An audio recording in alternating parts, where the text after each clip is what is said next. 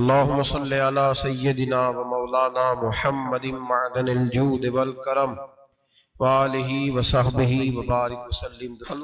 حمد و صلاۃ کے بعد قرآن پاک کی سورہ نساء آیت نمبر 123 کا کچھ حصہ اللہ پاک نے ایک قانون بیان فرمایا ہے۔ فرمایا من یعمل سوءا یجزا بہ، رب فرماتا ہے جو بندہ بھی کوئی برائی کرے گا اسے اس کی سزا ضرور ملے گی۔ کوئی شخص برائی کر کے یہ نہ سمجھے کر لی میں نے ختم ہو گیا معاملہ، اسے سزا ضرور ملے گی۔ برائی کتنی ہو، کس قدر ہو، حد کیا ہے، وہ بھی قرآن پاک نے بیان فرمائی۔ فرمایا فَمَن يَعْمَلْ مِثْقَالَ ذَرَّةٍ شَرًّا يَرَهُ، ایک ذرے کے برابر بھی اگر تو شر کرے گا تو وہ تیرے سامنے آئے گا، تیرے سامنے آئے گا ذرے کے برابر۔ اور فرمایا صرف بات شر کی نہیں، وَمَن يَعْمَلْ مِثْقَالَ ذَرَّةٍ خَيْرًا يَرَهُ، اگر تو ذرہ برابر بھی نیکی کرے گا تو اس کا بھی اللہ تجھے اجر عطا فرمائے گا۔ جو بھی برا کام کرے گا، کوئی بھی برائی کرے گا، وہ 7 پردوں میں چھپ کر ہی کیوں نہ کرے، وہ ساری دنیا سے اپنی آنکھیں بند کر کے کیوں نہ کرے، وہ سمجھے کہ میں بڑا سمارٹ ہوں، بڑا تیز ہوں، میں نے اس طرح گناہ کیا ہے کہ میں نے کوئی نشان نہیں چھوڑا، کوئی اس کے اندر میں نے ایک ذرہ برابر بھی غلطی کا امکان نہیں چھوڑا جس سے پکڑا جاؤں۔ فرمایا نہیں، ساری دنیا سو جاتی ہے، رب بیدار رہتا ہے۔ سب کو دھوکہ دیا جا سکتا ہے، رب کریم کو نہیں دیا جا سکتا۔ سب لوگ تیری چالاکی کی نظر ہو سکتے ہیں، تیری تیز زبانی کی نظر ہو سکتے ہیں، لیکن من یعمل سوءا یجزا بہ، فرمایا یاد رکھ اگر تو کوئی برا عمل کرے گا تو تجھے سزا ملے گی۔ کتنی ملے گی، کہاں ملے گی؟ تو مفسرین فرماتے ہیں فی الدنیا والآخرہ، دنیا میں بھی ملے گی، آخرت میں بھی ملے گی، دونوں جگہ سزا ملے گی، تجھے وہ سزا بھگتنی ہے۔ آج ہمارے زمانے کے اندر پہلی بات تو یہ ہے کہ لوگ گناہ کو گناہ ہی نہیں سمجھتے۔ گالی گناہ ہی نہیں، جھوٹ بولنا گناہ ہی نہیں، غیبت گناہ ہی نہیں، بد نگاہی گناہ ہی نہیں، سود کا دھندا کرنا گناہ ہی نہیں۔ لوگ گناہ کو گناہ ہی نہیں سمجھتے، بلکہ لوگوں نے گناہوں کے نام بدل دیے ہیں۔ چگلی کا نام گپ شپ رکھ لیا، جھوٹ کا نام بہانہ رکھ لیا، میں نے کوئی بہانہ کر دیا۔ پہلی بات تو یہ ہے کہ میرے بھائی ہم گناہ کو گناہ ہی نہیں سمجھتے، اور دوسری بات یہ کہ اب لوگ گناہ پر فخر کرنے لگے۔ لوگ فخر کے ساتھ بتاتے ہیں میں نے گناہ کیا، میں نے اتنے آدمیوں کو آج الو بنا دیا، اتنے لوگوں کا مذاق اڑا دیا، اتنے میں نے برے کام کر لیے، فلاں جگہ میں نے اس طرح کیا تو پھر لوگ بول نہیں سکے۔ گناہ کر کے الٹا ناز کرتے ہیں۔ حضرت آدم علیہ السلام سے جو خطائے اجتہادی ہوئی وہ حکمت الہی تھی، کیونکہ آپ کو زمین پہ آنا تھا، تو وہ سارا ایک سلسلہ ہوا۔ شیطان نے آ کے قسم کھائی کہ آپ یہ کھا لیں دانا تو آپ یہ حیات نصیب ہوگی۔ آپ جانتے تھے کہ اللہ کی جھوٹی قسم کوئی نہیں کھا سکتا، حکمت الہی کے تحت آپ نے اس کو کھایا۔ مشکاہ شریف میں موجود ہے، حضرت موسیٰ علیہ السلام نے ایک دن کہا حضرت آدم سے کہ نہ آپ وہ گندم کا دانہ، نہ پھل آپ کھاتے درخت کا، اور نہ یہ سارے معاملات ہوتے۔ تو حضرت آدم نے کہا بھئی یہ تو اللہ کی حکمت تھی، دنیا کیسی آباد ہوتی اگر میں یہ کام نہ کرتا، اور رب نے مجھے بنایا ہی دنیا کے لیے تھا۔ جب بنانا چاہا تو فرمایا وَإِذْ قَالَ رَبُّكَ لِلْمَلَائِكَةِ إِنِّي جَاعِلٌ فِي الْأَرْضِ خلیفہ، میں اسے زمین کے لیے بنانے لگا ہوں۔ فرمایا مجھے تو حکمت پتا تھا، اس بات کا پتا تھا، لیکن بظاہر حضرت آدم علیہ السلام سے بھی خطا ہوئی، اجتہادی خطا جناب آدم سے بھی ہوئی، ان سے بھی خطا ہوئی، اور غلطی شیطان نے بھی کی۔ حضرت آدم علیہ السلام کی وہ خطا تو ہم خطا کو گنتے ہی نہیں۔ حضرت آدم علیہ السلام سے خطا نہیں ہوئی بلکہ اللہ کی حکمت پوری ہوئی۔ میری بات کی سمجھ آ رہی ہے آپ حضرات؟ حکمت الہی، اللہ کی حکمت پوری ہوئی، لیکن بات سمجھنے کی ہے، اور بات غور کرنے کی ہے، اور بات توجہ دینے کی ہے۔ شیطان نے بھی غلطی کی لیکن قیامت تک کے لیے لعنتی قرار پایا۔ بڑی غور کرنا اور بڑی احتیاط سے بات سمجھنا. غلطی شیطان نے کی، قیامت تک کے لیے لعنتی قرار پایا. بظاہر خطا حضرت آدم سے بھی ہوئی، لیکن اللہ نے ساری انسانیت کا باپ فرما دیا. رب کریم نے نبی بنا لیا، اولی العزم پیغمبر بنایا اللہ کریم نے. بظاہر تو حضرت آدم علیہ السلام سے بھی خطا ہوئی، لیکن میرے بھائی جو بات سمجھنے کی اور غور کرنے کی ہے، فرق کیا ہے؟ ادھر لعنت پڑ گئی، ادھر درجہ مل گیا. فرق اتنا ہے کہ شیطان نے خطا کی تو اللہ نے فرمایا تو بھول گیا ہے، تو کہنے لگا ابا واستکبر وکان من الکافرین، انکار کرنے لگا، اکڑنے لگا، ڈٹنے لگا خطا کر کے. انا خیر منہ، میں اس سے بہتر ہوں، یہ لفظ کہنے لگا. غلطی کی، غلطی مانا نہیں. فرمایا نکل جا، فخرج فإنک رجیم، تو لعنتی ہے قیامت تک کے لیے. گناہ کر کے ڈٹ گیا ہے. حضرت آدم نے خطا کی بھی نہیں، حکمت الہی پوری ہوئی تو پھر بھی کہتے ہیں ربنا ظلمنا انفسنا وَإِن لَمْ تَغْفِرْ لَنَا وَتَرْحَمْنَا لَنَكُونَنَّ مِنَ الْخَاسِرِينَ. 500 سال تک جناب آدم نے آنکھ اٹھا کے آسمان کی طرف نہیں دیکھا. فرمایا مجھے حیا آتی ہے، میں اپنے رب کی نافرمانی کر بیٹھا ہوں. 500 سال دیکھا نہیں، اور دعا کیا مانگتے؟ کہتے ربنا ظلمنا انفسنا، اے اللہ میں اپنی جان پہ زیادتی کر بیٹھا ہوں. وَإِن لَمْ تَغْفِرْ لَنَا وَتَرْحَمْنَا، اگر تو نے معاف نہ کیا، تو نے ہی رحم نہ کیا، لَنَكُونَنَّ مِنَ الْخَاسِرِينَ، اے اللہ پھر تو میں بڑے نقصان والوں میں سے ہو جاؤں گا. رب فرماتے ہیں جب اس نے کہا، جب اس نے اپنی غلطی کو مانا، آہوزاری کی، فَتَلَقَّى آدَمُ مِن رَبِّهِ کَلِمَاتٍ، اللہ نے خود ہی جناب آدم کو کچھ کلمے سکھائے. فرمایا چل اس طرح کر کے مجھ سے معافی مانگ. جب حضرت آدم نے معافی مانگی تو اِنَّهُ هُوَ التَّوَّابُ الرَّحِيمُ، فرمایا میں نے معاف بھی کیا ہے اور رحمتوں کے دروازے بھی کھول دیے ہیں. بھائی ڈٹ گئے لوگ، غلطی کر کے لوگ ڈٹ گئے، خطا کر کے لوگ مانتے نہیں، جھوٹ بول کے نہیں مانتے. لوگ ڈٹے ہوئے ہیں، ڈٹے ہوئے ہیں، خطا کر کے ڈٹے، ناز کے ساتھ بتلاتے ہیں، فخر کے ساتھ بتلاتے ہیں. اپنی خطاؤں کا لوگ ڈھنڈورا پیٹتے ہیں، ڈھنڈورا پیٹتے ہیں. یہاں اخبار میں آئے دن پڑھو، بہت بڑا بیوروکریٹ، بہت بڑا تاجر، بہت بڑا صنعتکار، ٹیکس والے پہنچ گئے، صاحب ٹیکس دیجئے. کہتا میرا تو اپنا پیسہ ہی نہیں، میں تو لمٹ کا کاروبار کرتا ہوں، بینک کے ساتھ کام کرتا ہوں. علن اعلان، اعلانیہ کہہ رہا ہے میں تو بھائی کام کر رہا ہوں بینک کے ساتھ. خود کہہ رہا ہے میں سود کا دھندا کرتا ہوں. میرے نبی کریم سید عالم علیہ السلام نے فرمایا ماں کے ساتھ زنا کرنے والا اتنا برا نہیں جتنا سود کا کاروبار کرنے والا برا ہے. اتنا بڑا جرم اور تو اعلانیہ بیان کر رہا ہے، ڈٹ کے بات کر رہا ہے تو اعلانیہ.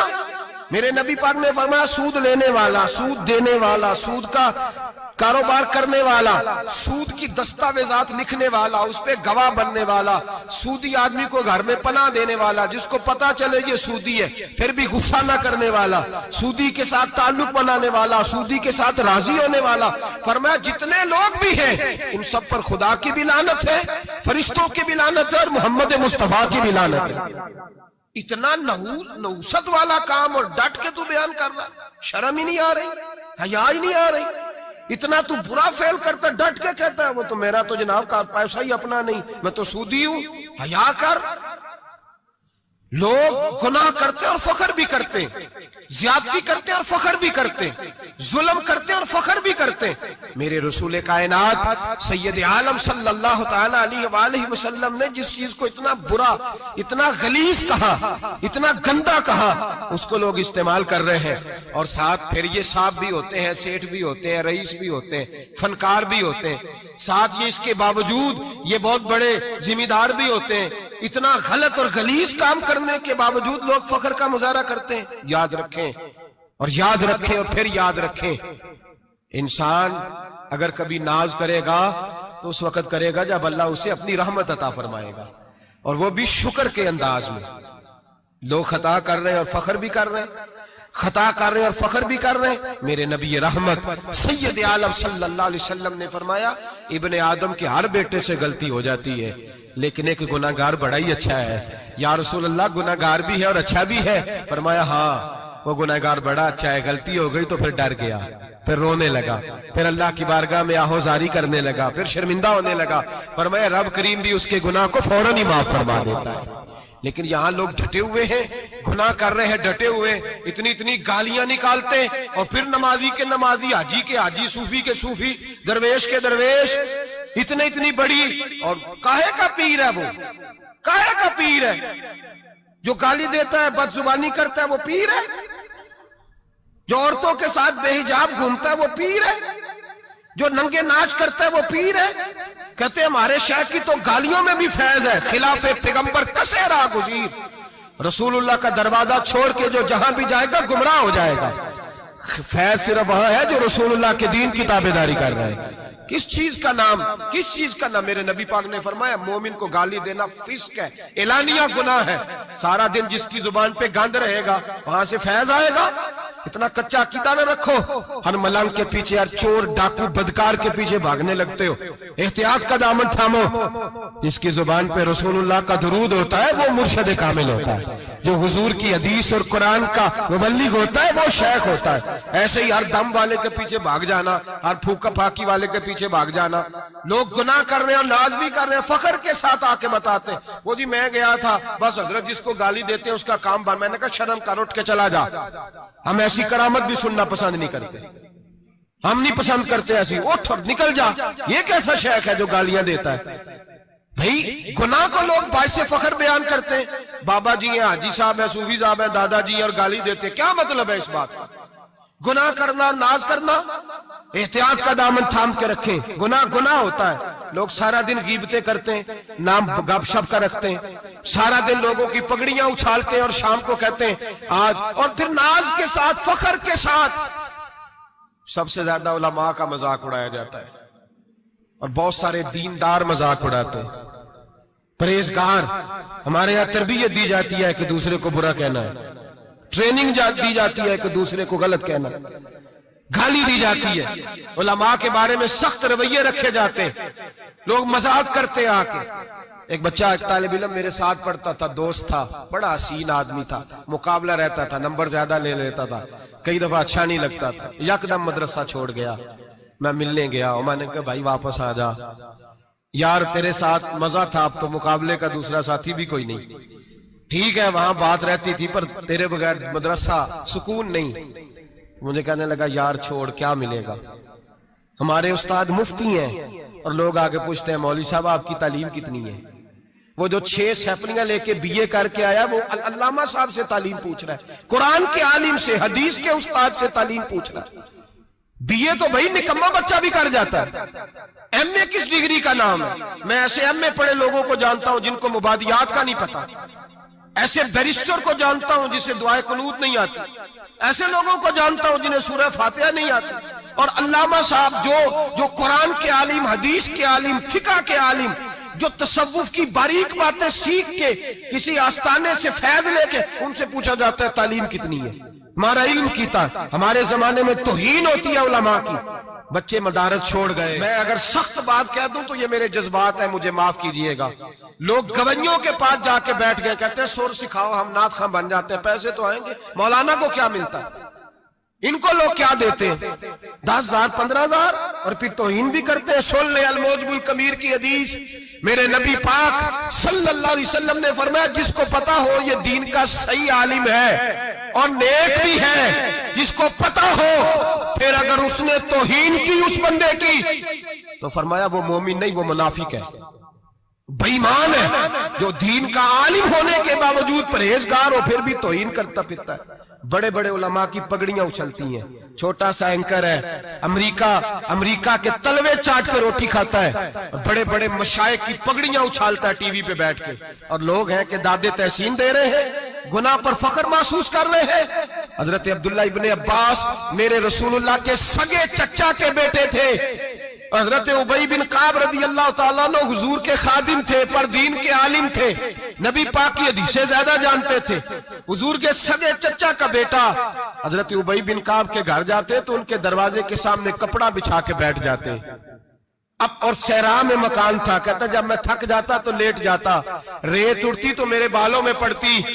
اب فرماتے اپنی مرضی سے حضرت ابی بن کعب باہر آتے تو مجھے لیٹا ہوا دیکھتے، کہتے او میرے نبی کے چچا کے بیٹے، او میرے رسول کے چچا کے بیٹے، یہاں بیٹھے ہو؟ میں نے کہا جی میں تھک جاتا تو لیٹ جاتا، ریت اڑتی تو میرے بالوں میں پڑتی۔ اب فرماتے اپنی مرضی سے حضرت ابی بن کعب باہر آتے تو مجھے لیٹا ہوا دیکھتے، کہتے او میرے نبی کے چچا کے بیٹے، او میرے رسول کے چچا کے بیٹے، یہاں بیٹھے ہو؟ تو میں کہتا میں آپ سے اپنے مصطفیٰ کریم کی حدیثیں سننے آیا ہوں، شاگرد بننے آیا ہوں، اور یہ توہین ہے کہ استاد کے دروازے پہ بندہ آئے تو دستک دے کے باہر بلائے، یہ توہین ہے۔ آپ کا جب دل کرے آپ تشریف لائیں۔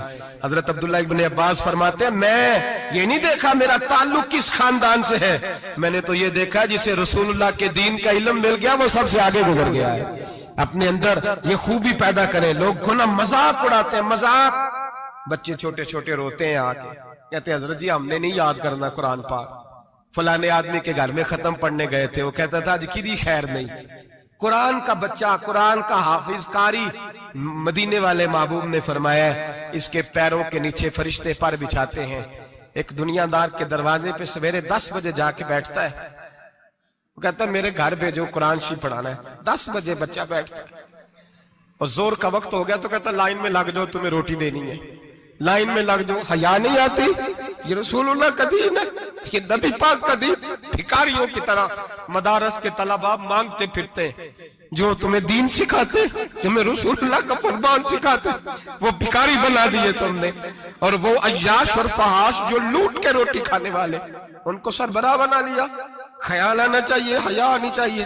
پر میں بچوں سے کہتا ہوں کہتا بیٹا وہ عزت نہ دیکھو جو تمہیں دنیا دار دیتے ہیں، وہ والی عزت دیکھو جو تمہیں آمنہ کے لال نے عطا فرمائی ہے۔ میرے رسول پاک نے فرمایا کوئی کسی کا سجادہ، کوئی کسی کا سجادہ نشین، العلماء وراثت الانبیاء، فرمایا جسے دین کا علم دیا وہ محمد عربی کا سجادہ نشین ہے، وہ میرا وارث ہے۔ ہمیں کیا ضرورت ہے کسی کی جانب دیکھنے کی؟ خدا را ہم لوگوں کو دین سے دور کر رہے ہیں، مدارس بے آباد، گناہ پہ فخر، جعلی پیروں کے جعلی بیٹے بڑی بڑی بلڈنگوں پہ فخر کرتے ہیں، 1-1 کروڑ کی گاڑی میں بیٹھتے ہیں۔ مدارس کے بچے بیچارے نعت خواں تماشا لگا کے کسی گلوکار سے سور سیدھی کر کے آئے، اتنی سی اس نے داڑھی رکھی ہوئی، حیا نہیں، شرم نہیں، تماشا نہیں، اس نے لگایا ہوا ہے، اور وہ روز 10,000 20,000 40,000 لے کے جا رہا ہے۔ اور مدرسے کا طالب علم وہ دیکھتا رہتا ہے کہ گرمی آئی ہیں تو کہیں سے کپڑے بھی آئیں گے کہ نہیں، وہ دیکھتا رہتا ہے کہ سردیاں آئی ہیں کوئی پوچھے گا بھی نہیں۔ اور امیر لوگ کبیر لوگ آ کے پوچھتے ہیں، کہتے ہیں صاحب کل لے آجے بچے، ابا جی فوت ہو گئے ہیں، ان پہ ختم شریف پڑھنا ہے۔ ہم گناہ کرتے ہیں اور گناہ پہ فخر کرتے ہیں، ہم نے لوگوں کو دین سے دور کر دیا۔ اپنے اندر تقوی پیدا کریں، اور اگر کبھی غلطی ہو جائے تو احساس پیدا کریں، گناہ پہ فخر نہ کریں۔ اتنا بڑا یہ جرم ہے دین کے علماء کی توہین کرنا، اعلانیہ ہوتا ہے، مجلسوں اور محفلوں میں ہوتا ہے، جگہ جگہ بیٹھ کے لوگ یہ غیبت کرتے ہیں، اس سے بچیں، آگے بڑھیں۔ ایک بہت بڑا جرم اور ہوتا ہے ہمارے زمانے میں، وہ ہے مذاق اڑانا کسی کا۔ کسی کا رنگ اگر کالا ہے تو کس نے بنایا ہے؟ اونچا بولے، کس نے بنایا ہے؟ قد چھوٹا ہے تو کس نے بنایا ہے؟ رشتہ دیکھنے آیا ہے بیٹی کا، بیٹے کا باپ ہے تو سمجھتا ہے کہ شاید میں فرعون بن گیا ہوں، رشتہ دیکھنے آیا ہے، کہتا ہے سارا کچھ ٹھیک ہے، شرافت بھی ہے، نفاست بھی ہے، بچی کا قد چھوٹا ہے، تجھے خیال نہیں آتا؟ تو اللہ سے نہیں ڈرتا؟ تو انچی ٹیپ لے کے پھر رہا ہے، تجھے احساس ہی نہیں بیٹیاں کیا ہوتی ہیں، تجھے خبر ہی نہیں بیٹی کتنے بڑے درجے کا نام ہے۔ حضرت مالک بن دینار فرماتے ہیں میں توبہ کرنے سے پہلے بہت بڑا شرابی تھا، میری 2 سال کی بیٹی تھی، میں شراب پینے لگتا تھا تو میری شراب گرا دیتی تھی، کہتی ابا میں تجھے گناہ نہیں کرنے دوں گی۔ 2 سال کی بیٹی، فرماتے میری بد نصیبی دیکھو میری بیٹی فوت ہو گئی۔ ایک رات میں خواب دیکھتا ہوں کہ دوزخ جنت کے فیصلے ہو رہے ہیں، قیامت قائم ہو گئی ہے، میرے لیے دوزخ کا حکم آ گیا، میرے پیچھے ایک بڑا سا اژدہا، بڑا سا سانپ بھاگنے لگا، فرماتے ہیں میں دوڑتا جا رہا ہوں، ایک بزرگ نظر آئے، میں نے کہا مجھے بچانا، کہنے لگے بیٹا میں کمزور ہوں، میں نہیں بچا سکتا، کہتے ہیں مجھے میرا اشارہ کیا، کہنے لگے پہاڑ کی طرف جا شاید تو بچ جائے، کہتے ہیں میں پہاڑ کی طرف جا رہا تھا تو وہاں سے بیٹی آ رہی تھی، میری بیٹی دوڑتی آئی، میری گود میں بیٹھی اور ازدے سے کہنے لگی دفع ہو جا، تو میرے ابو کو نہیں جلا سکتا، کہتے ہیں وہ 2 سال کی بیٹی کی آواز سن کے وہ ازدہ بھاگ گیا، میری گود میں بیٹھ، خواب دیکھنا، میری داڑھی سے کھیلنے لگی، کہنے لگی ابا میں تجھے منع کرتی ہوں نا شراب نہ پیا کر، شراب، تو میں نے کہا بیٹے یہ کیا ہے سارا کچھ؟ کہا ابا جی یہ تیرے برے عمل ہے جو اژدہا بن۔ تو بزرگ کون تھے؟ کہنے لگے بیٹے ابا جی وہ آپ کا نیک عمل ہے پر وہ کمزور بڑا تھا آپ کو بچا نہیں سکا. ابا جی بس کر دیں بس کر دیں, اب آپ برے کام نہ کریں, آپ توبہ کر لیں, جو پچھلے گناہ ہو گئے میں اللہ کی بارگاہ میں سفارش کروں گی, رب آپ کے معاف کر دے گا. مالک بن دینار فرماتے ہیں میری آنکھ کھلی تو میں پکی توبہ کر گیا. بیٹیاں تو بخشوانے آئی ہیں دنیا میں, بخشوانے, اور یہاں لوگ فخر کرتے ہیں, فخر سے بتاتے ہیں, کہتے ہیں میرے بیٹے کے 15 رشتے ہیں, شاید مجھے قرآن دازی کرنی پڑے. شرم کر, حیا کر. لوگیوں کی بیٹیوں کے بارے میں اس طرح کے انداز اختیار کرتا ہے, تو گناہ کرتا ہے پھر اس پر تو پھولتا نہیں سماتا, اس پر تو پھر تجھے حیا نہیں آتی. لوگ ٹیس کرتے ہیں, میں نے دیکھا ہے, بہن کے بھائی کو تکلیف دیتے ہیں, بیٹی کے باپ کو تکلیف دیتے ہیں, اذیت پہنچاتے ہیں. ڈرنا چاہیے رب, گناہ کرتے ہو پھر فخر بھی کرتے ہو, شرم آنی چاہیے. مذاق اڑاتے ہیں لوگ, غریب کا, کالے کا, چھوٹے قد والے مذاق اڑاتے ہیں. میرے رسول پاک سید عالم صلی اللہ علیہ وسلم کی حدیث ہے ابو داؤد شریف میں, حضور کے ایک صحابی جہاد پہ تھے, کہتے ہیں ایک جگہ پڑاؤ کیا, ایک صحابی سو رہے تھے, دوسرا آیا تو اس نے اس کے اوپر رسی پھینکی. وہ ڈر کے اٹھے, ہائے کیا ہو گیا, رسی پھینکی, ڈر کے اٹھے, انہوں نے سمجھا سانپ آ گیا ہے. فرماتے ہیں نبی پاک دیکھ رہے تھے, حضور قریب ہے, فرمایا خبردار مسلمان کو ڈرانا حرام ہے. حضور میں مذاق کر رہا تھا, فرمایا تو حرام فعل کر رہا تھا, خبردار یہ کام کیا تھا. میرے حبیب پاک علیہ السلام نے فرمایا جو دنیا میں لوگوں کا مذاق اڑاتا تھا, مذاق اڑاتا تھا, جس کا رنگ کالا ہے اس کا اللہ نے بنایا ہے, قد چھوٹا ہے تو اللہ نے بنایا ہے. اور یہ یاد رکھیں یہ سب سے زیادہ برے وہ لوگ نہیں جو برادری پہ فخر کرتے ہیں, جو برادری پہ فخر کرتے ہیں برے ہیں پر زیادہ نہیں. سن لو اور یاد رکھو, برا وہ ہے جو اپنی برادری کو چھوٹا سمجھتا ہے. تو نے اپنے آپ کو کیسا چھوٹا سمجھ لیا, تجھے پتا نہیں تو خدا کا بندہ ہے, محمد عربی کا نوکر ہے. کنتم خیر امت, تو سب سے زیادہ شان والا ہے. برا وہ ہے جو اپنی برادری کو چھوٹا سمجھے, جو اونچا سمجھے وہ تو خیر برا ہے ہی. تو برا ہے جو اپنے آپ کو چھوٹا سمجھ رہا ہے. کیوں تو چھوٹا سمجھتا ہے؟ جب رب کریم نے بلانے میں فرق نہیں کیا, جب رسول اللہ نے نوازنے میں فرق نہیں کیا, جب جنت میں اللہ نے علیحدہ علیحدہ کیٹاگری نہیں بنائی کہ امیر یہاں, غریب ادھر, چودھری ادھر, چھوٹے, تو اپنے آپ کو چھوٹا کیوں سمجھتا ہے؟ ناز کیا کر اس بات کا کہ مجھے اللہ نے اپنے معبود کی غلامی عطا فرمائی ہے. تو زیادہ بڑا مجرم ہے اگر تو اپنے آپ کو چھوٹا جانتا ہے, زیادہ مجرم ہے. احساس کمتری والا زیادہ ظالم ہے, یہ یاد رکھ لو اور سمجھیں میری بات کو اور غور کریں. مذاق کرتے ہیں لوگ, او فلانی برادری کا میرے سامنے بات کرے گا, فلانی برادری, اور پھر تکبر بھی کرتے ہیں. میرے نبی پاک علیہ السلام نے فرمایا قیامت کے دن ایک آدمی کے لیے جنت کا دروازہ کھولا جائے گا, وہ دوڑتا ہوا جنت کی طرف جائے گا. جب دروازے کے قریب پہنچے گا تو دروازہ بند کر دیا جائے گا.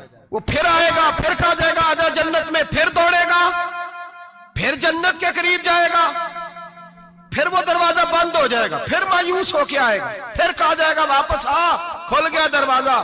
کئی بار آئے گا, کئی بار جائے گا, روئے گا, تڑپے گا, پریشان ہوگا. فرشتے سے کہے گا یہ میرے ساتھ کیا ہو رہا ہے؟ تو وہ فرشتہ کہے گا وہی ہو رہا ہے جو دنیا میں تو اللہ کے بندوں کے ساتھ کرتا تھا. تو لوگوں کے مذاق اڑاتا تھا. جوان اس کو کہتے ہیں جو پھپتیاں زیادہ کسے, جھکتے زیادہ کرے, بوڑھوں کا مذاق اڑائے, بیماروں کا مذاق اڑائے, غریبوں کا مذاق اڑائے, کسی کے پھٹے کپڑے دیکھ کے پھپتی کسے, وہ سمجھدار ہے.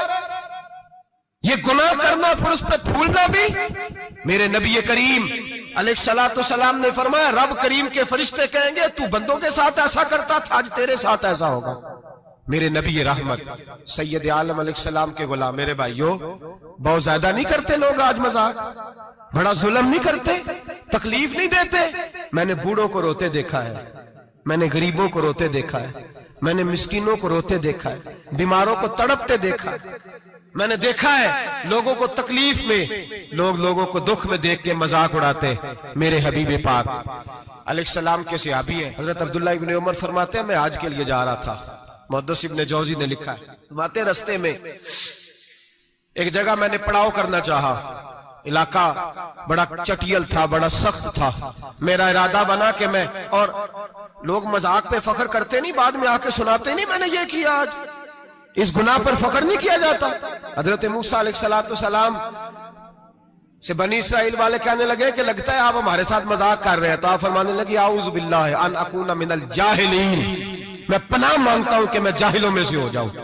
جاہل لوگ مذاق کرتے ہیں۔ اعوذ باللہ ان اکون من الجاہلین پہلے سپارے میں کہا گیا جاہل ہے جو کسی کا مذاق اڑائے، جو کسی کے رنگ کا، قد کا، برادری کا، غربت کا مذاق اڑائے وہ جاہل ہے۔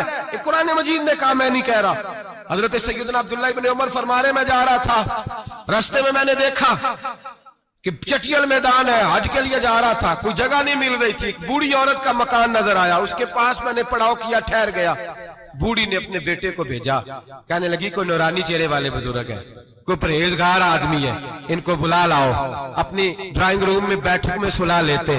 کہتے مجھے وہ لے آئے، بیٹھک میں سلایا، آدھی رات کا وقت ہوا تو اچانک ایک آواز چلانے کی، جیسے کسی کو درے مارتا ہے وہ چلاتا، شنن ما شن مشکیزہ، کدھر ہے مشکیزہ، کہاں گیا مشکیزہ، لاؤ مشکیزہ، پھر کوئی مارتا ہے، پھر مشکیزہ، آیا مشکیزہ، کدھر گیا مشکیزہ، فرماتے ہیں کوئی روتا ہے، مشکیزہ مشکیزہ پکارتا ہے۔ حضرت جناب سیدنا عبداللہ ابن عمر فرماتے ہیں میں اٹھا، ادھر دائیں بائیں دیکھا، باہر نکلا، کوئی بندہ نظر نہیں آتا، چیخنے کی آواز، چلانے کی آواز، تڑپنے کی آواز، میرا دل کانپے، اے اللہ کس پہ عذاب ہو رہا ہے۔ فرماتے ہیں دن کا اجالا نکلا، نماز فجر کے بعد میں نے بوڑھی کو بلایا، میں نے کہا اماں سو نہیں پایا ساری رات؟ اماں کہنے لگی تجھے مشکیزے مشکیزے کی آواز آتی ہوگی، تجھے کسی کے مار کھانے کی آواز آتی ہوگی۔ میں نے کہا ہاں کیا ہوا؟ کہنے لگی تمہارے کمرے کے بالکل پیچھے میرے شوہر کی قبر ہے، وہ اپنی قبر سے مشکیزہ مشکیزہ چلاتا ہے، ساری رات اس کو عذاب ہوتا ہے۔ بڑی دعائیں کراتی ہوں، تو بھی دعا کر، اسی لیے بلایا ہے، اللہ اس کی مشکل آسان کر دے، قبر کا عذاب اٹھ جائے۔ تو میں نے کہا اماں اس کی غلطی کیا ہے؟ کہنے لگی ایک پیاسا آدمی دوڑتا ہوا ہمارے گھر آیا، برسوں پرانی بات ہے، پتہ نہیں شیر پیچھے تھا، ڈاکو پیچھے تھے، کیا تھا، دوڑتا ہوا آیا، آ کے کہنے لگا ہائے پیاس، ہائے پیاس، ہائے پیاس، پانی مل جائے، پانی مل جائے، پانی دے دو۔ کہتے ہیں وہ آدمی مرنے کے قریب تھا، میرے شوہر نے مذاق کیا، کہنے لگا مشکیزے سے پی لے۔ وہ جب مشکیزے کے قریب گیا، مشکیزہ کھولا تو وہ خشک تھا، کہتے ہیں وہ لڑکھڑا کے گرا، اس کی موت ہو گئی۔ جب سے یہ مرا ہے اس کی قبر سے بھی مشکیزے کی آواز آتی ہے۔ سالوں بیت گئے، عرش کا مالک ناراض ہو گیا ہے کہ تو نے میرے مرتے ہوئے بندے سے بھی مذاق کیا، مرنے والے سے بھی تو مذاق کرتا رہا۔ فرمایا اب یہ مشکیزہ دعا کرو یہ بخشا جائے، دعا کرو اور چھوڑ دیں بھائی لوگوں کا مذاق اڑانا، نہ کسی کے حال پہ طنز کر، نہ کسی کے غم کا مذاق اڑا، وہ جسے چاہے جیسا نواز دے۔ یہ مزاج لطف رسول ہے۔ باپ منتیں کر رہا ہے کہ بارات آئی ہے بیٹی کی تو اللہ کرے روٹی پوری ہو جائے، رشتہ دار مذاق اڑا رہے ہیں، یہ کیا پکایا ہے، یہ کیا لائے ہو، یہ کیا رکھا ہے، انتظام کس طرح کا کیا ہے، بیٹھنے کا سلیقہ نہیں۔ بیٹیاں تو برابر ہوتی ہیں، بیٹیاں تو سب کی برابر ہوتی ہیں، تو جاہلوں جیسے کام کر رہا، کسی کا گھر آ کے اس کا نمک کھا کر تو مذاق اڑا رہا، کسی کے گھر بیٹھ کے اس کی توہین کر رہا ہے۔ میرے نبی پاک علیہ السلام نے فرمایا حرام ہے کسی مسلمان کا مذاق اڑا کے اس کو تنگ کرنا، اس کو خوف دینا۔ دل لگی تو میرے نبی کی سنت ہے، دل لگی کرنا، خوش دلی کرنا، ہنسنے والی بات کرنا، ہنسانا، یہ تو نبی پاک کا طریقہ ہے۔ لیکن کسی کی کمزوری بیان کر کے اس کو تنگ کرنا یہ جہالت ہے، اس جہالت سے منع کیا گیا۔ بھائی مذاق کرتے ہیں لوگ، پھر فخر کے ساتھ بیان کرتے ہیں، اتنا بڑا گناہ کر کے پھر اس پر ناز کرتے ہیں۔ خدا را اس ظلم سے باز آؤ، اس گناہ سے باز آؤ۔ ایک بہت بڑا جرم غیبت کا گناہ ہے، کسی کے عیب بیان کرنا۔ تفصیل سے بات کروں گا جاسوسی پر انشاءاللہ آئندہ جمعے، لیکن میرے نبی پاک علیہ السلام کی حدیث یاد رکھ لیں۔ حضور نے فرمایا چوک میں کھڑے ہو کے کسی کی عزت نہ اچھالنا۔ لوگ تو بھائی وہ باتیں بیان کر دیتے ہیں جو سامنے والے میں ہوتی نہیں۔ چوک میں کھڑے ہو کے کسی کی عزت نہ اچھالنا۔ فرمایا اگر تو برسر بازار کسی کے بارے میں بات کرے گا اور کسی کو رسوا کرے گا اور تو ساتھ کوٹھڑیوں کے اندر بھی بیٹھا ہوا تو اللہ تجھے ذلیل کر دے گا، رسوا کر دے گا۔ ڈر اس وقت سے لوگ، آپ یقین کریں خیر کی بات لوگ بیان ہی نہیں کرتے الا ماشاءاللہ، غیبت کرتے، چغلی کرتے۔ سیدہ طیبہ طاہرہ حضرت عائشہ صدیقہ فرماتی ہیں بیٹھی تھی، ایک بی بی آئی حضور کے پاس، وہ عورت چلی گئی تو میں نے کہا کتنا چھوٹا قد ہے، کتنی عجیب سی لگ رہی تھی۔ حضور نے فرمایا عائشہ توبہ کر اللہ کی بارگاہ میں، یا رسول اللہ وہ بات تھی تو میں نے بیان کی. فرمایا تھی تو تو نے بیان کی تو میں نے توبہ کا کہا ہے. اگر وہ بات نہ ہوتی پھر تو بہتان تھا اور اس کی سزا تو کوڑے ہیں. جس کے اندر جو بات پائی جاتی ہے وہ بیان کرنا گناہ ہے, وہ جو پائی نہیں جاتی وہ تو بہتان ہے. ہم کہتے ہیں جی میں جو ہے وہی بیان کر رہا ہوں. نہ بھائی, وہی تو گناہ ہے جو ہے, جو نہیں وہ تو بہتان ہے. اور نبی پاک صلی اللہ علیہ وسلم نے غیبت کو, کسی کی چغلی کو, کسی کے پیٹھ پیچھے عیب بیان کرنے کو زنا سے برا قرار دیا.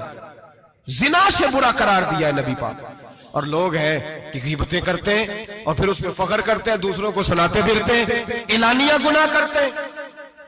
ایک بہت بڑا گناہ بدنگاہی کا گناہ ہے.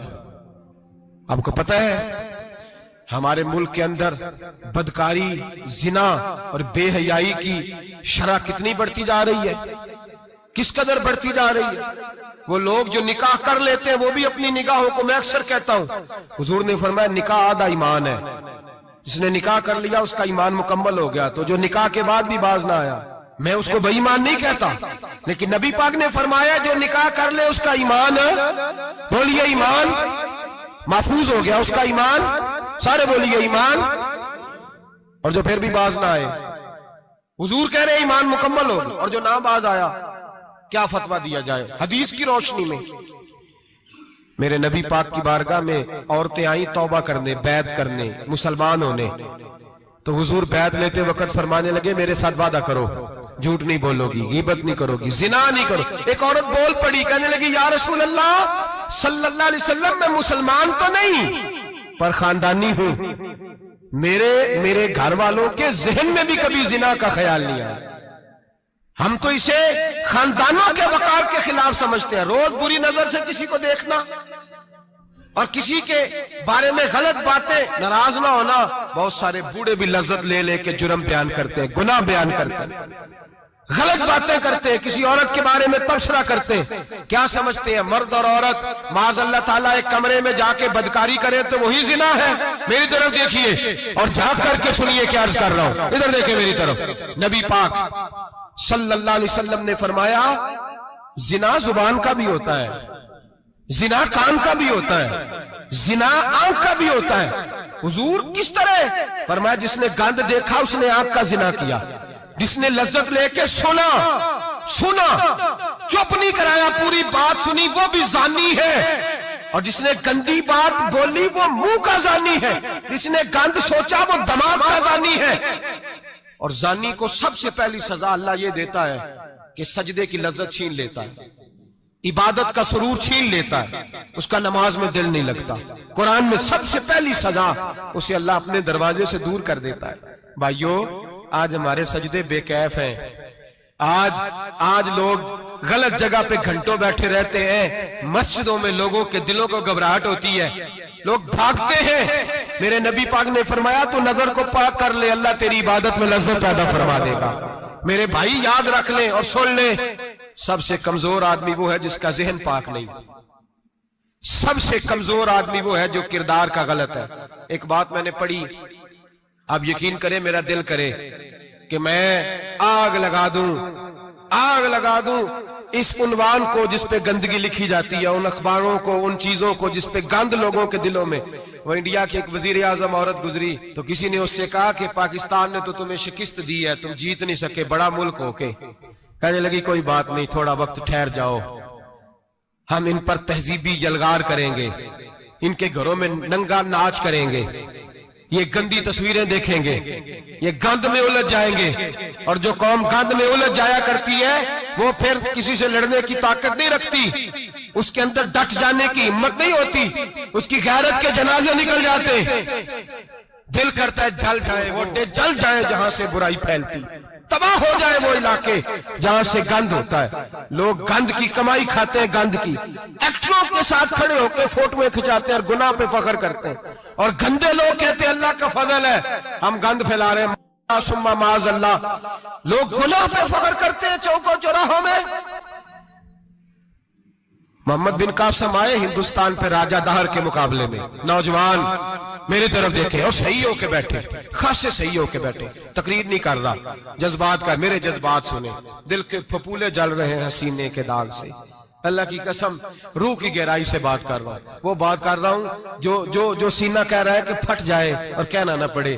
قرآن و حدیث پڑھتے ہیں اور پھر اپنا حال دیکھتے ہیں تو لگتا یہ ہے کہ عذاب قریب آ گیا ہے، لگتا ہے زمین پھٹنے والی ہے، آسمان گرنے والا، لگتا ہے قریب آ گیا ہے سارا کچھ۔ سمجھے کیا عرض کر یہ بات اگر آپ سمجھ گئے تو قیمت وصول ہو گئی، اس کو سمجھ گئے تو سمجھ لیں آپ کے مزاج کے اندر اللہ نے تبدیلی پیدا کر دی۔ محمد بن قاسم 18 سال کا جوان، ایک عورت کی عزت پر راجہ دہر ہندو نے حملہ کیا، محمد بن قاسم بچانے آئے۔ جب ہندوستان آئے فوج تھوڑی تھی، علاقہ تھوڑا تھا، راجہ دہر کی فوج بہت زیادہ، اور پھر اپنا عرب چھوڑ کے یہاں آ کے ہندوستان میں اس کے علاقے میں اس پہ حملہ کرنا، حالات خراب تھے۔ محمد بن قاسم پریشان ہے، ایک بزرگ نے دیکھا، کہنے لگے پریشان کی ہو؟ کہنے لگا سوچتا ہوں علاقہ بھی اس کا، فوج بھی اس کی، میرے فوجیوں کو تو رستوں کا بھی نہیں پتا، کیسے جنگ کریں گے، کدھر سے آئیں گے، اور پھر ہمیں زبان بھی نہیں آتی، کیسے کام ہوگا، ڈر رہا ہوں۔ 2-4 دن گزرے تو محمد بن قاسم اشاش بشاش ہو گئے۔ وہ بزرگ کہنے لگے خیر ہے؟ بڑے مطمئن ہو گئے ہو؟ کہنے لگے بس راجہ دہر ہم سے مقابلہ نہیں کر سکتا، راجہ دہر ہمارے مقابلے میں کھڑا نہیں ہو سکتا، وہ گرا کے گرا، وہ لڑکھڑایا کے لڑکھڑایا، ریزہ ریزہ ہو جائے گا۔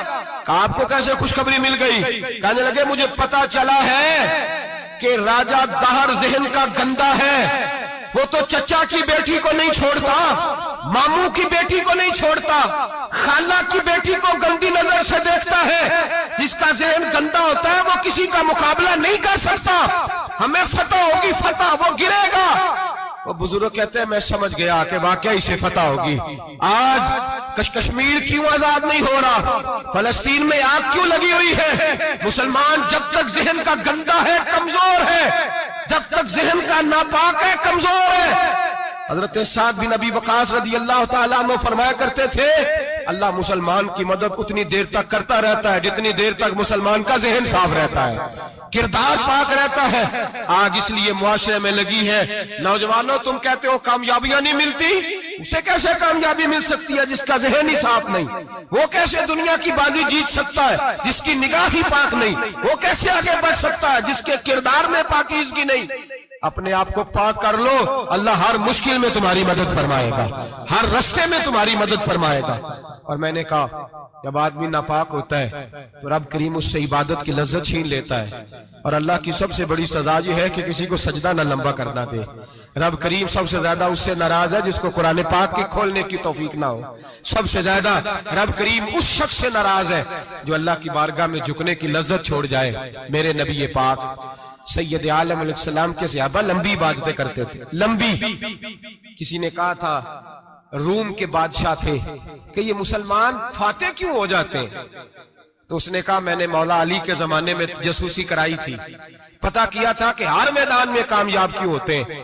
تو کہتے میں نے دیکھا یہ دن کے مجاہد ہوتے ہیں پر رات کے عابد ہوتے ہیں، ساری رات عبادتیں کرتے ہیں۔ فرمایا رات کو جب اپنے رب کو راضی کر لیتے ہیں تو سویرے خدائی طاقتیں ان کے ساتھ ہو جاتی ہیں۔ ہم کہتے ہیں ہماری چلاکی سے کامیابی ہوگی، ہم بڑے تیز ہیں، ہماری حکمت عملی سے کامیابی، سیاست سے کامیابی۔ جب تک اللہ تیرا ساتھ نہیں دیتا تو قدم نہیں اٹھا سکتا، جب رب کریم تیری مدد نہیں فرماتا تو عمیق گھڑوں میں گر جاتا، تو اپنی چلاکی کے اندر ہی مر جاتا ہے گھٹ کے۔ میرے بھائی جب تیرے اندر لذت ہوتی ہے، صلاح الدین ایوبی، سب بولیے رحمت اللہ تعالی، حضرت صلاح الدین ایوبی بہت بڑا صوفی، بہت بڑا مجاہد، بہت بڑا دلیر، لیکن کمال یہ تھا کہ میرے غوث اعظم کے مدرسے سے تعلیم پائی تھی، علم، روحانیت، تقوی، پرہیزگاری شیخ عبد القادر جیلانی کے ادارے سے سیکھا تھا۔ صلیبی جنگیں ہو رہی تھی، عیسائیوں کے ساتھ لڑائی ہو رہی تھی، صلاح الدین ایوبی بڑے پریشان تھے، بڑی اذیت میں تھے، بڑی تکلیف میں تھے۔ اے اللہ کیا بنے؟ اچانک پتا چلا کہ ایک بحری بیڑا آ رہا ہے عیسائیوں کا، اور اس کے اندر تلواریں ہیں، نیزے ہیں، بڑا کچھ ہے۔ صلاح الدین ایوبی پریشان ہو گئے، کہنے لگے پہلے ہی مسلمانوں کے پاس اسلحہ کم تھا، پہلے ہی پریشانی تھی، اب اور آ رہا ہے سامان، کیسے کام چلے؟ پریشان ہوئے، میٹنگ نہیں بلائی، کابینہ کا اجلاس نہیں بلایا، سیاسی حکمت عملی نہیں بدلی، مسجد اقصی میں چلے گئے، ساری رات رو کے گزار دی۔ اے اللہ میں اپنے لیے نہیں آیا، تیرے رسول کے دین کے لیے آیا۔ اے اللہ مجھے اپنی کوئی فکر نہیں، تیرے نبی کے دین کے جھنڈے کی فکر ہے۔ خداوندا اے اللہ تو میرے نیتیں میرے ارادے جانتا ہے، مہربانی فرما، مسلمانوں کو قوت دے، کفر کے دل میں رعب ڈال دے۔ سویرے صلاح الدین ایوبی اٹھے، مسجد سے باہر نکلے، ایک نیک پارسا صوفی بزرگ سے سامنا ہوا۔ صلاح الدین ایوبی کہنے لگے حضور دعا کرنا، دشمن کا بحری بیڑا آ رہا اسلحہ لے کے، مہربانی کرو دعا کرو، بحری بیڑا آ رہا ہے، مسلمانوں کو اللہ کامیابی دے دے۔ بابا جی کہنے لگے اللہ اکبر، وہ تو بیڑا غرق ہو گیا ہے، وہ تو بیڑا غرق ہو گیا ہے، وہ تو ڈوب گیا ہے۔ اللہ اکبر، وہ تو ڈوب گیا ہے۔ اللہ اکبر، وہ تو تباہ ہو گیا۔ اللہ اکبر، وہ تو نیست و نابود ہو گیا۔ اللہ اکبر، وہ تو ختم ہو گیا۔ صلاح الدین ایوبی کہنے لگے بابا کچھ مجھے بھی بتا دے، کہاں ڈوب گیا ہے، کہاں غرق ہو گیا ہے، کہاں تباہ ہو گیا ہے؟ تو بابے نے پلٹ کے دیکھا، آنے لگا دادا بولا نہ بان، ساری رات مسجد میں آنسو بہاتا رہا ہے، ساری رات تو روتا رہا ہے، ساری رات تو رب کو مناتا رہا ہے، وہ دشمن کا بحری بیڑا تیرے آنسوؤں میں غرق ہو گیا ہے، وہ تیرے آنسوؤں میں ڈوب گیا ہے، رب کریم نے تباہ کر دیا ہے۔ فرمایا تو نیک ہے، تیری سوچ صاف ہے، تو اللہ نے تیری مدد کرنے کا فیصلہ فرمایا ہے، تیرے آنسوؤں میں ڈوب گیا۔ او بھائی ہمیں دعا کی لذت نہیں رہی، قسم اللہ کی دعا کی لذت نہیں رہی، ہم سجدوں میں روتے نہیں، ہمارا وہ کیف بک چھین کے لے گیا ہے۔ مائیں بیٹیوں کے لیے رویا کرتی تھی، باپ بیٹوں کے لیے رب کی بارگاہ میں رویا کرتے تھے، روز نمازیں ہوتی تھی، روز نفل ہوتے تھے۔ مصیبت میں بھی اب یاد خدا ہم کو نہیں آتی، دعا منہ سے نہ نکلی، جیبوں سے عرضیاں نکلی، لذت آہوزاری۔ میرے نبی پاک صلی اللہ علیہ وسلم نے فرمایا میرا مسلمان کبھی مغلوب نہیں ہوگا، کافر اس پر کبھی غالب نہیں آئے گا۔ حضور کیوں؟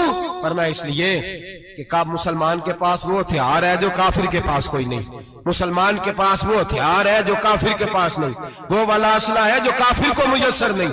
یا رسول اللہ صلی اللہ علیہ وسلم وہ کون سا اسلحہ ہے؟ تو حضور نے فرمایا الدعاء سلاح المومن، دعا مومن کا ہتھیار ہے جو کافر کے پاس نہیں ہوتا۔ جب یہ سجدے میں جا کے ہاتھ اٹھا کے دعا مانگتا ہے تو فرمایا پھر اللہ اسے وہ والا ہتھیار دیتا ہے کہ ہر میدان میں کامیابی۔ آج لوگ تعویذ لینے آتے ہیں، دم کرانے آتے ہیں، یہ نہیں سوچتے کہ کئی زمانے سے میں نماز نہیں پڑھ رہا، یہ نہیں سوچتے کتنا وقت گزر گیا میں اللہ کی بارگاہ میں جھک نہیں رہا۔ اور آپ اگر ان سے کہیں نا جاؤ گھر جا کے سورہ بقرہ پڑھو تو کہتے نہیں دم کریں۔ ہم نے تو ان پیروں کو دیکھا ہے جو پھونک مارتے ہیں تو کام ٹھیک ہو جاتا ہے۔ او بھائی جا کے سورۃ بقرہ پڑھ، تیرے گھر سے سارا کچھ نکل جائے گا۔ میرے نبی پاک نے فرمایا جہاں سورۃ بقرہ پڑھی جائے وہاں سے تو شیطان بھی بھاگ جاتا ہے۔ تو حضور کے وعدے پہ یقین کر، گھر میں غربت ہے، پریشانی ہے تو جا کے سورۃ واقعہ پڑھ۔ نبی پاک نے فرمایا جو سورۃ واقعہ پڑھے گا رسول پاک کا وعدہ ہے گھر میں کبھی فاقہ نہیں آئے گا۔ کہتے نہیں مجھے تو گلے میں رکھنے والا تعویذ دے دیں جس سے ہمیشہ برکت ہی برکت رہے۔ او بھائی اللہ اللہ کا رب کریم کی بارگاہ میں جھک۔ یاد رکھیں صوفیاء اولیاء اللہ وہ اللہ کو منایا کرتے تھے، حالات بگڑتے تھے تو معافی مانگا کرتے تھے، کہتے تھے ہم سے کوئی غلطی ہو گئی تو ایسا ہوا ہے۔ ایک قول ہے حضرت عبداللہ بن مبارک کا، اگر آپ کو یاد ہو گیا تو بہت سارا وقت آپ کا یہ ایک قول ہو سکتا ہے آپ کو کئی چیزوں کی اصلاح کا موقع دے دے۔ حضرت عبداللہ بن مبارک فرماتے ہیں میں گھوڑے پہ بیٹھا ہوا تھا، میرے گھوڑے نے سرکشی کی، میرے گھوڑے نے سرکشی کی، وہ تھوڑا سا ٹانگیں اٹھانے لگا، تھوڑا سا ادھر ادھر ہونے لگا۔ حضرت عبداللہ بن مبارک فرماتے ہیں میرا گھوڑا میری بات نہیں مانتا تھا، میرے مرید میرے شاگرد ساتھ تھے، مرید کہتے ہیں حضرت فوراً گھوڑے سے اترے اور اتر کر کے فوراً اللہ کی بارگاہ میں جھک گئے، نماز پڑھی، نفل پڑھے، رونے لگے، استغفار پڑھنے لگے۔ تھوڑی ہی دیر کے بعد دوبارہ گھوڑے پہ بیٹھ گئے، وہ گھوڑا بالکل صحیح ہو گیا، تابعداری کرنے لگا، فرما برداری۔ حضرت سفر پہ جانے لگے تو مریدوں شاگردوں نے پکڑ لیا، کہا حضور بتلائیے ہوا کیا؟ آپ فرمانے لگے میری زندگی کا تجربہ ہے، میرے جانوروں سے، میرے شاگردوں میں سے، میرے مریدوں میں سے، میرے بچوں میں سے جب کوئی میری نافرمانی کرتا ہے تو مجھے پتہ چل جاتا ہے۔ سن لے میرے شاگردوں میں سے، مریدوں میں سے اور میرے بچوں میں سے، میرے بچوں میں سے بول کے بتاؤ، میرے نام لیجیے، میرے وہ بھائی جو روز کہتے ہو نا پتہ نہیں کیا ہو گیا، سنو حضرت عبداللہ بن مبارک فرماتے ہیں میرے شاگردوں میں سے، مریدوں میں سے، بچوں میں سے جب کوئی میری نافرمانی کرتا ہے حتیٰ کہ میرے گھر کے جانوروں میں سے بھی اگر کوئی میری نافرمانی کرتا ہے تو مجھے سمجھ آ جاتی ہے آج کہیں نہ کہیں مجھ سے میرے رب کی نافرمانی ہو گئی ہے، آج کہیں میں نے اللہ کی نافرمانی کر لی ہے جو میری نافرمانی ہو رہی ہے۔ آپ فرماتے ہیں میں فوراً توبہ کرتا ہوں، فوراً معافی مانگتا ہوں، جب میں اللہ سے صلح کر لیتا ہوں تو سارے میرے فرما بردار ہو جاتے ہیں۔ فرماتے ہیں یہ گھوڑا سرکشی کر رہا تھا، یہ گھوڑا سرکشی کر رہا تھا، میں سمجھ گیا آج میں نے کہیں اپنے رب کی نافرمانی کر لی ہے، آج مجھ سے کوئی گناہ ہو گیا، کوئی غلطی ہو گئی، میں نے معافی مانگی ہے تو دیکھو میرا گھوڑا میرا فرما بردار ہو گیا ہے۔ میرے بھائی اعلانیہ ظلم کرنا، اعلانیہ گناہ کرنا، اعلانیہ اللہ کو ناراض کرنا، روز کی بنیادوں پر ظلم کرنا، ہم صبح اٹھ کے سوچے تو صحیح کہ شام تک وقت گزرتا کیسے ہے، کتنی باتیں ہیں جن میں جھوٹ ہے، کتنے لفظ ہیں جن میں غیبت ہے، کتنی گفتگو ہے جس کے اندر غلاظت ہے، اور پھر کتنا رزق ہے جو حرام کا ہے۔ ایک صاحب کہنے لگے حضرت جی گھر میں بڑے دم درود کرائے، تویز دھاگا کرایا ہے، گھر کے کونوں سے کوئی روتا ہے، چلاتا ہے، کوئی جنات ہے۔ میں نے کہا اچھی طرح تجربہ کر لو، کہیں گھر کی وہ بنیاد حرام پیسوں کی نہ لگی ہو، یتیموں کا مال لگ جائے تو چیخنے کی آوازیں آیا کرتی ہیں۔ اگر ظلم سے گھر بنے ہو تو پھر وہاں سے خوف آیا کرتا ہے، اگر کہیں ظلم کا زیادتی کا پیسہ لگ گیا ہے، اگر کہیں جعلی دوائیاں بیچ کے پیسہ کما لیا ہے، اگر مردہ جانور ہوٹل پہ بیچ کے پیسے کما لیے ہیں، اگر کسی کے جذبات کچل کے مال بنا لیا ہے، لوٹ لیا ہے، پھر سکون کی نیند کوئی نہیں، پھر سکون کی نیند کہاں میسر آئے گی؟ پھر روز تو تڑپے گا، پھر روز تو روئے گا۔ رزق تھوڑا ہو برکت والا تب ہوتا ہے جب اس کے اندر حلال شامل ہوتا ہے۔ اب تو میرے بھائی رشوت کے مال کو لوگ چائے پانی کہنے لگ گئے، اب رشوت کے مال کو مٹھائی کہنے لگ گئے، اب رشوت کے مال کو لوگ جو ہے وہ کہنے لگ گئے یہ تو تحفہ ہے۔ اب لوگ کہتے ہیں لڑکا 20,000 کماتا ہے اور 40,000 اوپر سے بھی بنا لیتا ہے، اعلانیہ کہتے ہیں، اعلانیہ وہ جی سارا کچھ کر لیتا ہے، بڑی کمائی ہے۔ اب تو لوگ عمرے پہ گئے ہوتے ہیں، عمرے پہ، اور ایک دوست میرے کہنے لگے عمرے پہ گیا تھا، جس شخص کا میں نے ٹینڈر سے پاس کرانا تھا وہاں سے مجھے فون کر رہا تھا، میں سائن کر آیا ہوں پر مجھے پیسے لینے کا وقت نہیں ملا، میرا حصہ سائڈ پہ رکھ دینا، اللہ کے گھر میں کھڑا ہے۔ آج بھی کیتی جاندے ہو، نال لو بھی پیتی جاندے ہو، کھا کے مال یتیماں دا پیج مسیتی جاندے ہو، پھٹ دلاں دے سیندے نہیں، ٹوپیاں سیتی جاندے ہو، نفس تے چھری پھیر دے نہیں، دمبے کیتی جاندے ہو، فرض پلائی بیٹھے ہو تے نفلہ نیتی جاندے ہو، دسو تے سی بلے نوے کی کچھ کیتی جاندے ہو۔ یہ کس طرح کا وتیرہ اپنا لیا ہے؟ 50 لاکھ حرام کا کمایا اور اس میں سے 10 لاکھ مسجد بھی دے دیا، کئی کروڑ حرام کا کمایا اور اس میں سے 10-15 عمرے بھی کر لیے۔ پہلے دیکھ تو صحیح تیرا مال کیسا ہے۔ اعلانیہ گناہ، اعلانیہ رشوت چلتی ہے، اعلانیہ لوگ پیسے۔ ہمارے ملک کے اندر ایسے تاجر بھی پائے جاتے ہیں جو کہتے ہیں جی میں ٹی وی میں بیٹھ کے کہتا ہوں میں رشوت دیتا ہوں، رشوت لی جاتی ہے، میں چھوٹے سے لے کر بڑے تک کو دیتا ہوں، یہاں چھوٹے مجرم بند ہیں، بڑے آزاد ہیں۔ خدا را ڈرو، جب اتنے اعلانیہ رب کریم کی نافرمانی ہوتی ہے پھر اللہ کے غضب کو آواز ہوتی ہے، پھر رب کریم جلال میں آتا ہے، پھر بستیاں اجڑتی ہیں۔ اللہ فرماتا ہے وَمَنْ أَعْرَضَ عَنْ ذِكْرِي فَإِنَّ لَهُ مَعِيشَةً ضَنْكًا، اگر تو میرے ذکر سے منہ پھیرے گا میں تیری زندگی تیرے لیے تنگ کر دوں گا، میں تنگ کر دوں گا، سارا کچھ ہونے کے باوجود تو دکھی رہے گا، ہر چیز تیرے پاس ہوگی تو اذیت میں رہے گا۔ فَإِنَّ لَهُ مَعِيشَةً ضَنْكًا، میں تیری زندگی تنگ کر دوں گا۔ وَنَحْشُرُهُ يَوْمَ الْقِيَامَةِ أَعْمَىٰ، قیامت کے دن میں تجھے اندھا کر کے اٹھاؤں گا۔ دنیا میں تیری زندگی تیرے لیے تنگ کر دوں گا، قیامت میں تجھے اندھا کر کے اٹھاؤں گا۔ میرے بھائی گناہ پہ فخر نہ کریں، غلطی ہو جائے تو مان جائیں۔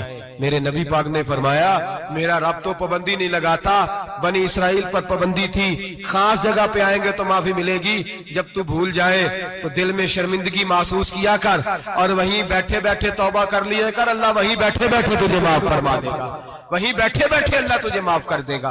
احساس ندامت پیدا کریں۔